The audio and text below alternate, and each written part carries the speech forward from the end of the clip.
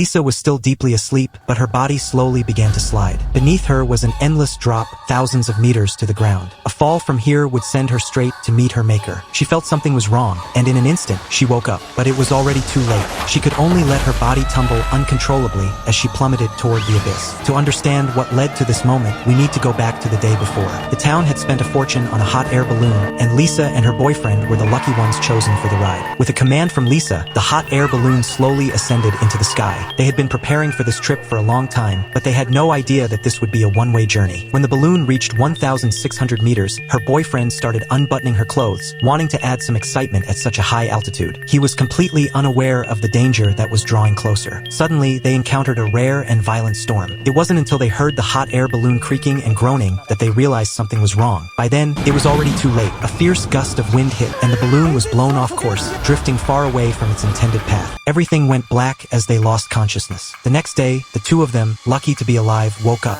Looking out from the basket, they froze in place. They couldn't believe their eyes. Was this a dream? Lisa leaned out over the edge of the basket and screamed in excitement. But it wasn't long before their joy turned into panic. The gauge was frozen, and her boyfriend's face showed the unmistakable signs of suffocation. The hot air balloon was still soaring at breakneck speed, rising higher and higher. Lisa realized he was running out of time, and the air was growing thinner by the second. He was about to suffocate. In a split second, Lisa made a bold decision. Without hesitation, she climbed the ropes, but the altitude sickness soon hit her. To be safe, she tied the rope around her waist and continued climbing, determined to reach the top. She was now less than 10 meters away, but it felt like an eternity. The balloon was still ascending rapidly, and the pressure was mounting. It was only a matter of time before the balloon would burst. After what seemed like forever, Lisa finally reached the top of the balloon. Her hair and eyelashes were covered in ice, and her body was completely numb from the cold. But the sight that greeted her next made her heart sink further. No matter how hard she tried, the valve wouldn't budge. The freezing temperatures, around minus 50 degrees Celsius, had frozen it shut.